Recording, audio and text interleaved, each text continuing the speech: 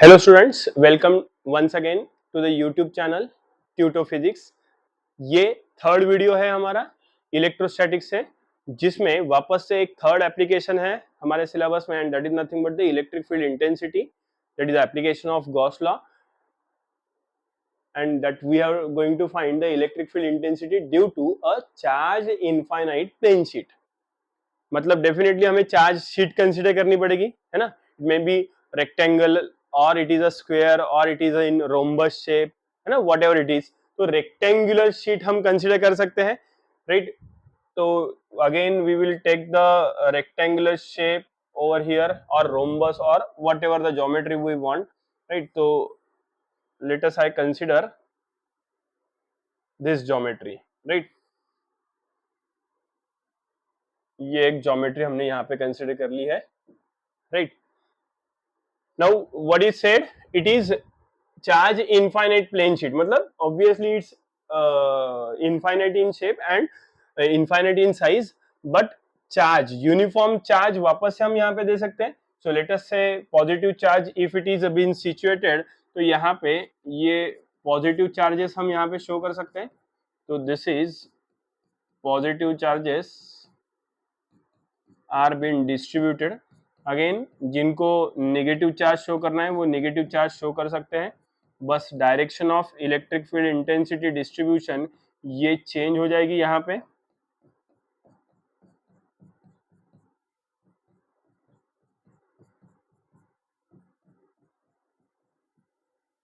So this is how we have distributed it. Now as we know that this is at higher potential, so किसी एक particular point पे we will be going to find the electric field intensity.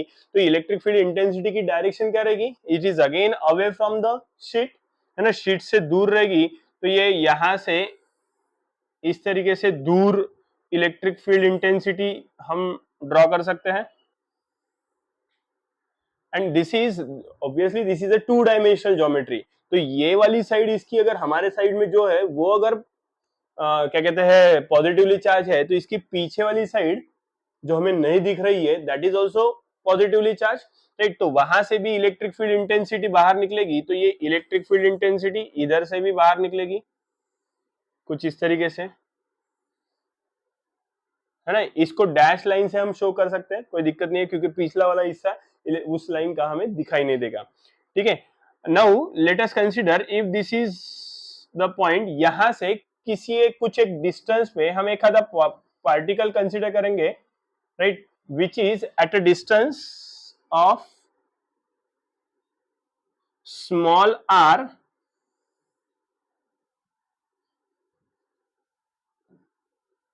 From this sheet, है ना। मतलब यहाँ पे क्या दिखाई दे रही है, this direction of electric field intensity is perpendicular to the sheet, surface of the sheet E bar, right. और पी पॉइंट हमने अज्यूम कर लिया एज यूजुअल, हमें क्योंकि ये geometry is not the close geometry, हमें गॉसियन सरफेस कंसीडर करना पड़ेगा, और गॉसियन सरफेस के लिए हमें कोई तो भी एक पॉइंट का अज्यूम करना पड़ेगा कुछ पर्टिकुलर डिस्टेंस पे, जो कि हमने यहाँ पे अज्यूम किया है पी। इसका सरफेस एरिया हम कंसीडर करेंगे, लेकिन सरफेस एरिया तो हम कंसीडर कर लेंगे, लेकिन before that I will first draw the Gaussian surface.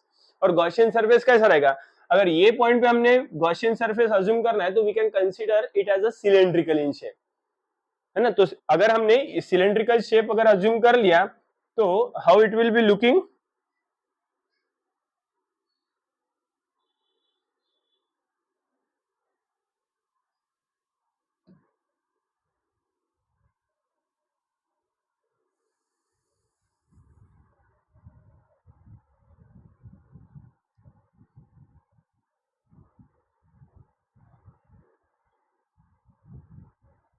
तो ये अगर मैंने यहाँ पे अज्यूम कर लिया,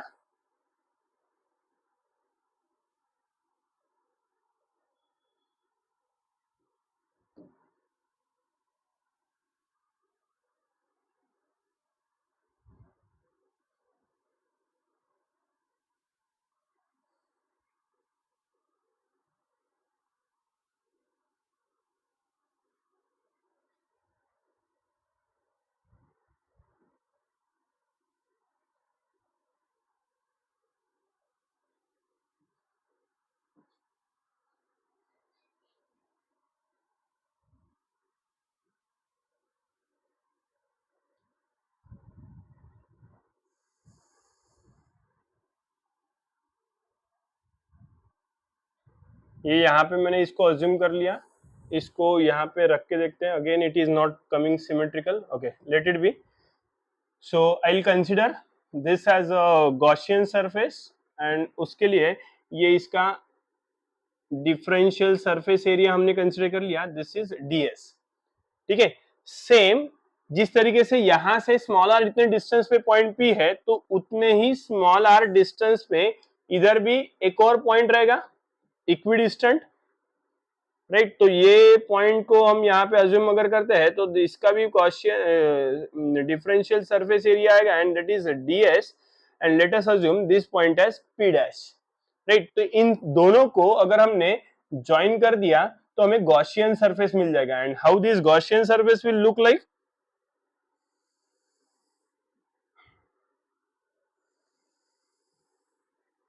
this is nothing but the Gaussian surface what I have drawn using a blue color, right. Now अब हमें वापस से क्या फाइंड आउट करना है, इलेक्ट्रिक फील्ड इंटेंसिटी. वही प्रोटोकॉल फॉलो करेंगे, इलेक्ट्रिक फील्ड इंटेंसिटी के लिए गॉस लॉ का एप्लीकेशन कर देंगे. गॉस लॉ के पहले गॉस लॉ के इक्वेशन का यूज करेंगे. So by Gauss's law,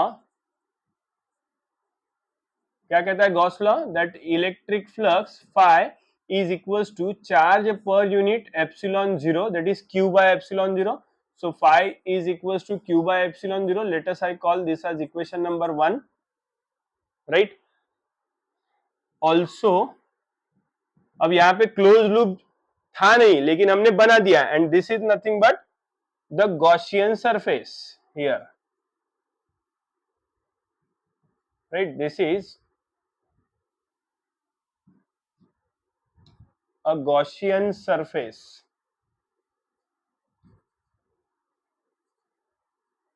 that is a cylindrical surface, right. अब यहाँ पे इलेक्ट्रिक फील्ड इंटेंसिटी ये क्या सिर्फ इसी एंड कैप से बाहर निकलेगी क्या, no, it will move from this P dash as well.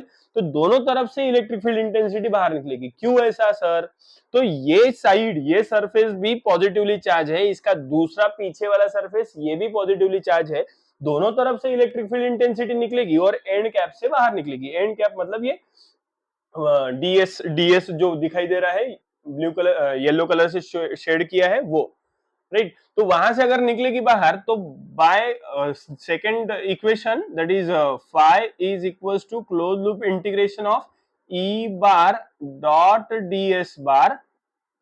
But ये क्या है, ई बार डॉट ds बार सिर्फ पॉइंट P के लिए आएगा क्या, नो, दोनों तरफ का हमें यहाँ पे कंसीडर करना पड़ेगा, मतलब पॉइंट P का भी और पॉइंट P डैश का भी. तो ये क्या हो जाएगा, this is say for example point P के लिए plus closed loop integration of E bar dot ds bar for point P dash, right.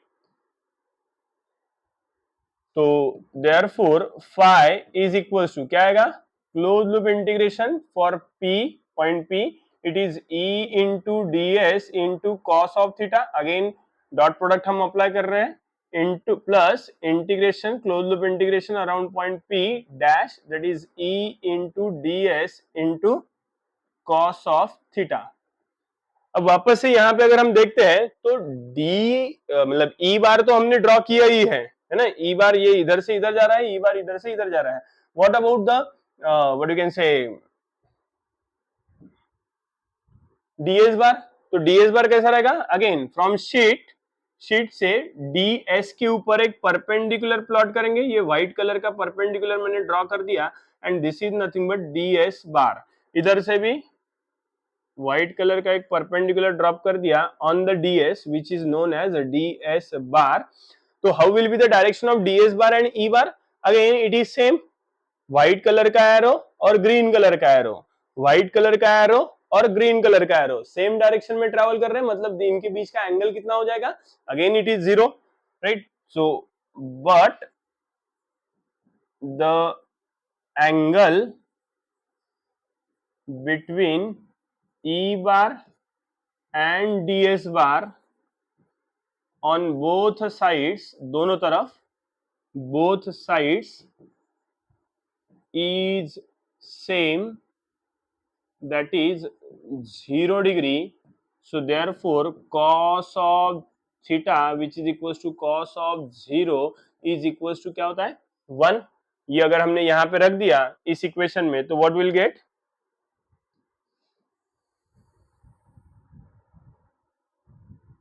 इस इक्वेशन में हम पुट अप करते हैं तो this equation becomes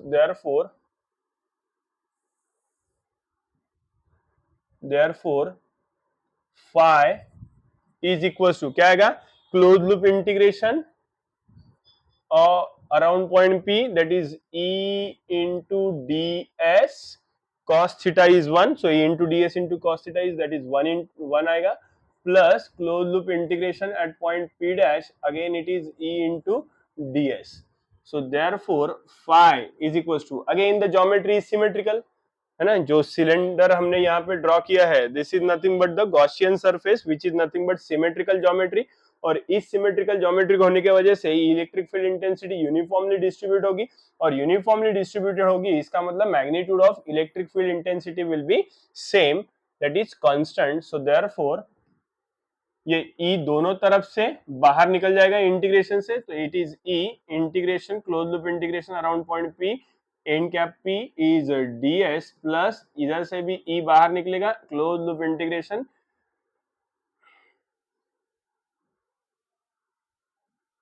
ds, and therefore again phi is equals to E into, हमारा main surface कौन सा है, मेन यहाँ पे जो चार्ज डिस्ट्रीब्यूशन है ये सरफेस चार्ज डिस्ट्रीब्यूशन है, तो इसका एरिया क्या रहेगा कैपिटल A, राइट. तो उस हिसाब से ये ds का इंटीग्रेशन क्या आ जाएगा, is become A plus same over here that is E into A आ जाएगा, and therefore phi is equals to EA plus EA. A is nothing but the surface area, right? तो surface area EA plus EA is equals to 2 times EA. It is, इसको bracket में डाल देते हैं, we'll call this as equation number 2. Again equation 1 और 2 इनकी right hand side equate करेंगे, right? So therefore equating RHS of equations 1 and 2, what we'll get is twice EA is equals to Q by epsilon 0, right? Q by epsilon 0. तो E अगर हमें find out करना है तो ये twice ए इधर आ जाएगा, तो it is Q upon 2A epsilon 0. This is one of the equations, call this as equation number 3. But इसको और थोड़ा सा सिंप्लीफाई कर सकते हैं by considering the charge density, है ना. तो यहाँ पे रेक्टेंगुलर शीट या जो शीट हमने कंसीडर की है, this sheet is having surface over which the charges, positive charges has been distributed, तो डेफिनेटली सरफेस चार्ज डेंसिटी आएगी. So but surface charge density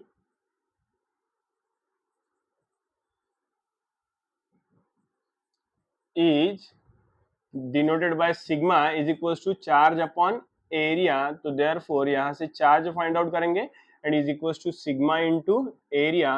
ये Q is equals to sigma into area आ गया. ये equation put up कर देंगे, equation value equation number 3 में put up करेंगे. So from equation 3 what we'll get, E is equals to Q is equals to sigma into A upon twice A epsilon 0, right? यहाँ पे कुछ cancel होगा, that area has been cancelled and electric field intensity हमें मिल गई, that is sigma upon twice epsilon 0.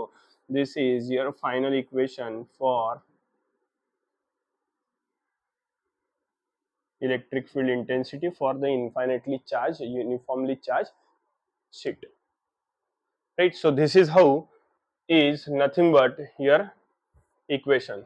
These all these questions, मतलब applications of Gauss's law will be asked you for 3 marks in section C.